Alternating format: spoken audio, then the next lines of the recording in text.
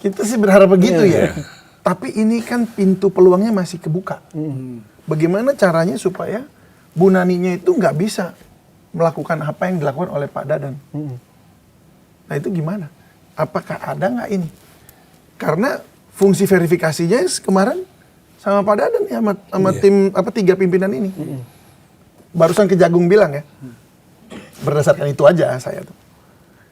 Nah itu gimana? Karena kalau siapapun yang ditaruh di situ, selama nggak ada yang jagain, sama aja. Aduh, ini uang triliunan loh.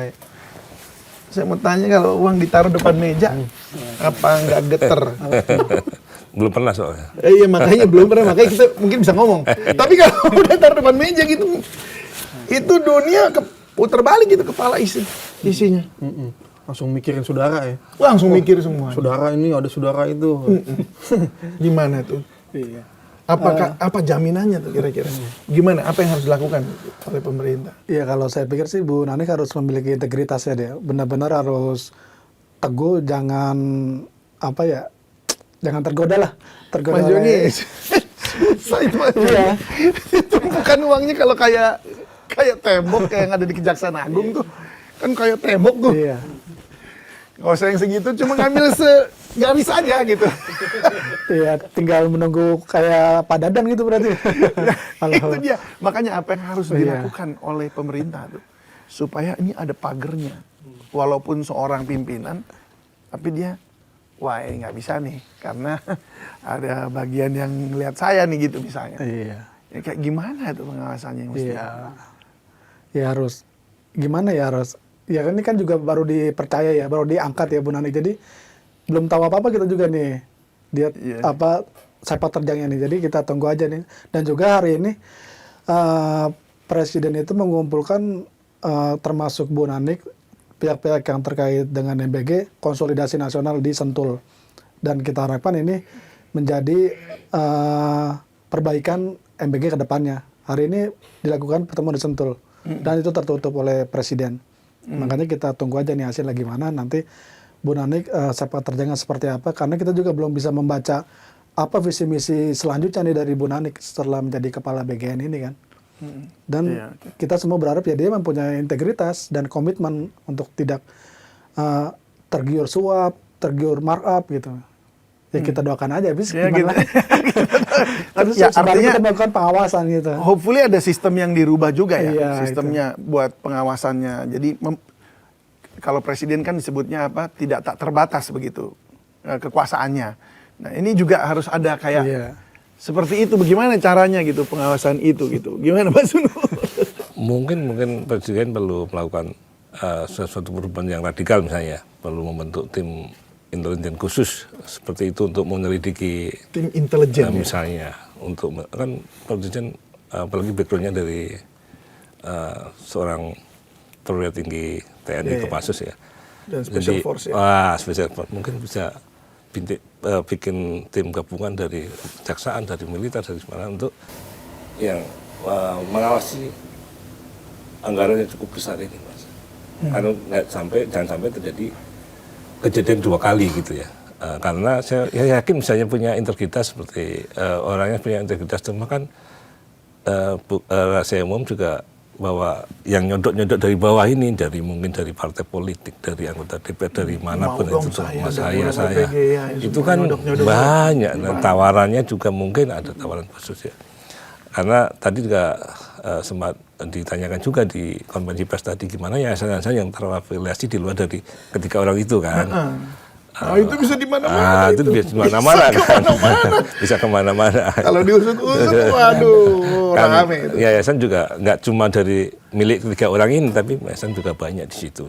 Bukan itu. Tapi yang jelas tadi kejaksaan sudah menegaskan bahwa 3 orang ini ditetapkan tersangka karena udah mencukupi 2 unsur bukti gitu ya. Jadi udah alat bukti. Jadi udah istilahnya udah susah untuk mengelak dari hal itu. Jadi menurut saya kejaksaan juga perlu dilibatkan Pak Prabowo untuk mengawasi kedepannya BGN ini ya. Seskap Teddy. Kita minta sebagai Jangan sampai terulang lagi. Iya. Sebagai pengawas Ini gitu, kan Seskap Teddy. kita uang rakyat ratusan triliun kan sedih gitu loh lihat jadi. Saya bukan sedih lagi nih Pak, ini saya udah gemes banget ini. Gerget ya. Gregetan banget ini. Apalagi dari pajak-pajak gitu ya, Pak. Iya, dari pajak kita. Cuma ini kan gini, ini kan sesuatu yang mulia sebenarnya Pak. Ya kita dukung lah kalau Pak Prabowo memang mau mencerdaskan anak-anak dapat gizi bagus. Kita dukung itu, tapi kalau sistemnya ini nggak matang, pengawasannya nggak matang, nggak benar-benar berlapis-lapis lah istilahnya begitu ya. Ini akan bocor lagi. Dan ini miris anak-anak kita jadinya cuma nggak dapat haknya yang seharusnya. Dan ada orang memperkaya diri dengan keadaan ini, dengan posisinya dia di situ. Dan ya itu tadi mungkin banyak yang nyodok-nyodok juga dari bawah, mau dong gitu kan. Nah ini yang repot. Nah masalahnya sekarang pertanyaan lagi nih bahwa apakah MBG ini harus tetap ada dengan sistem begini gitu? Menurut Anda gimana Mas Riko? MBG harus tetap ada, tapi sistemnya harus dievaluasi ya, diperbarui ya. Kalau ada juga usul bahwa atau MBG-nya diganti aja. Misalnya dengan model kan kemarin ada usulannya tuh kalau dari siapa Pak Ahok ya. Ya kasih aja voucher atau apa sih? Orang tuanya dikasih Orang duit tuanya buat iya dikasih ngolah tuh. sendiri makanannya. Untuk olah sendiri makanannya atau mungkin ya kayak voucher atau apa sih di tab gitu. Kan ya semua pakai tab ya kalau daerah-daerah. Jadi bisa makan, kalau udah makan ya sudah selesai. Dan hari itu habis jatahnya. Hangus gitu. Kalau nggak dimakan ya hangus hilang. Baru lagi besok gitu kan misalnya. bisa juga diserahkan kepada sekolah masing-masing di kantin-kantin itu kan. Nah, itu Kan dia. banyak juga di kantin-kantin yang semenjak ada MBG kita nggak ada yang jajan. Yang maksud saya tadi bukan cuman maksudnya pakai SPPG tapi di ini kayak warteg-warteg atau apa sih? Warung makan itu. Warung makan kan udah tinggal pakai scan barcode. Nah, bisa juga itu. Selak begitu aja kan enak. Nih, dikasihlah makanannya. Kan menghidupkan UMKM sekitar. Menghilangkan nepotisme juga itu. Betul. Iya. Iya kan? Bisa juga. Bisa juga. Atau tadi seperti apa? Atau seperti diserahkan kepada kantin-kantin sekolah. Nah, itu dia. Dimana semenjak ada MBG ini kan kantin-kantin sekolah protes tuh. Kok nggak ada yang makan lagi di sini, nggak ada yang jajan lagi kan, jadi berkurang. Ya. Itu kan masyarakat miskin juga tuh, yang kantin sekolah itu kan banyak kan. Kemudian bisa juga diserahkan kepada orang tua masing-masing, komite sekolah untuk mengelola. Jadi menghidupkan mereka juga di situ ya. Arti UMKM-nya yang UMKM apa komite sekolah atau apa. Iya kan artinya tinggal di tap aja. iya. ID-nya si pelajar sudah dimasukkan dananya di situ. Kan semudah itu ya mestinya. Iya. Tap, ya udah saya maunya ikan ini itu ya. Udah makan hidup semuanya. Benar nggak sih? Setidaknya bisa efisiensi mobil MBG ya. Kan kalau ada mobil MBG ada gaji buat sopirnya juga itu ya kan. dia. Itu bisa dipangkas tuh buat UMKM yang ada di sekolah sekitar situ gitu kan. Terus yang ini nggak perlu ada nih pengadaan-pengadaan yang Iya, aneh-aneh. pengadaan gitu. Emang itu 75 inch itu Dan buat apa tuh? menyambung Riko itu bahwa kalau misalnya diserahkan pada komite sekolah ya misalnya seperti itu, mereka kan punya murid di situ, nggak mungkin dia tega memberi makan yang nggak bagus gitu. Iya. Iya. Masih pisang yang Tanggung bagus. jawab mereka Tanggung udah jawab lah nanti bisa dikomplain. Ada apa-apa. Dan anakku makan nggak bagus gitu kan. Anakku makan basi kan nggak mungkin dia ngasih makan yang nggak. Ini logikanya ya seperti itu. Dan mereka kan langsung ke orang tua yang lain kan langsung ada komunikasi. Jadi menurut saya lebih mengena ya soal menunya tergantung masing-masing daerah kan. Misalnya kalau di Sumatera itu mungkin cocoknya menunya rendang, kalau di sini ayam apa kan lebih enak cocok. Saya seperti itu. Ya, mungkin itu sistem-sistem yang bisa dipikirkan lagi ya supaya baru. Jadi nggak ada lagi yang model kayak begini nih. Yang dugaannya sih tadi kan negosiasi titik SPPG kan? Titik-titik dapur. Titik-titik iya itu dapur MBG itu. Nah, ini kan yang begini-begini yang akhirnya menjadi celah untuk duit. Dan kalau kita tahu kan bahwa kalau mereka bayar setor ya kan, setor ke pimpinan. Berarti waktu mereka produksi sebagai bisnismen kan nggak mau rugi dong. Berarti apa yang udah di store itu harus dihitung ke situ. Iya. Ini dipangkas, makanannya dipangkas, apanya kualitasnya dipangkas, ya nggak sih? Iya. Mana ada orang dengan sukarela begitu rugi? Nggak ada ya. Semua mau untung. Untungnya. Nah ini ironis banget gitu itu. Jadi setuju ya berarti ya kalau ini sistemnya boleh nih dipikirkan diubah ya MBG ini. MBG-nya tetap ada seperti yang memang cita-cita Pak Prabowo gitu ya. Oke lah. Tapi juga buat sobat Sindo kalau ada usulan ya yang baiknya seperti apa Anda di seluruh daerah di Indonesia.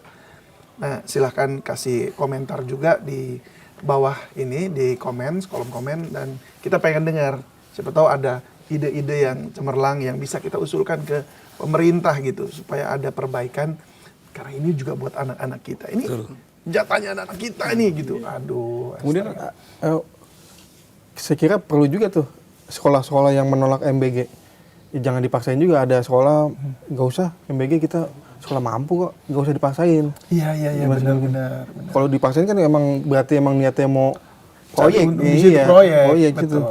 Wah, masa anak-anak dengan yang sekolah udah international school disuruh MBG-an gitu Makanya. kan? Sementara di luar Maksa banget ya. Kayak dijeda aja. iya, bukan gizi yang dikedepankan berarti kan emang otaknya mau ngerampok aja. Iya, jadi emang udah kelihatan gawat. Ya udah kalau gitu itu kesimpulannya kita hari ini dan semoga saja ini memang ditangani dengan baik dan ya semua mungkin akan ada tersangka baru ya. Yang lain-lainnya tentunya mereka yang juga memberi suap harusnya juga ditangkap mestinya. Benar nggak sih? Pengembangan. Ya dalam pengembangan ke depan itu jangan sampai berhenti di sini aja gitu. Iya jangan sampai 3 orang ini tapi Siapa juga yang memerintahkan Dadan juga perlu juga tuh. Siapa tahu ada yang memerintahkan. iya betul. Buat Mungkin Dadan juga 2029. setor juga. Iya, buat 2009 bisa aja. Ya, bisa jadi. Nah itu harus dicek juga. Atas bawah lah ya semuanya. Baiklah kalau gitu, Sobat Sindo. Demikian Sindoskop hari ini. Semoga kita semua belajar dari peristiwa ini. Tapi kami berharap bahwa Anda semua juga mengawal kasus ini. Jangan biarkan kasus ini tuh lewat begitu aja dengan pengalihan isu-isu yang lain mungkin. Dan juga kita harus kawal isu-isu yang lain juga ya. Kita harus perhatikan betul-betul kasus-kasus hukum yang ada di negeri ini. Mari kita kawal sama-sama supaya betul-betul kebenaran yang ditegakkan begitu. Terima kasih sekali lagi Mas Unut, terima kasih banyak Mas Joni dan juga Mas Riko sudah berbagi bersama kami di Sindoskop. Sampai jumpa. Thank you.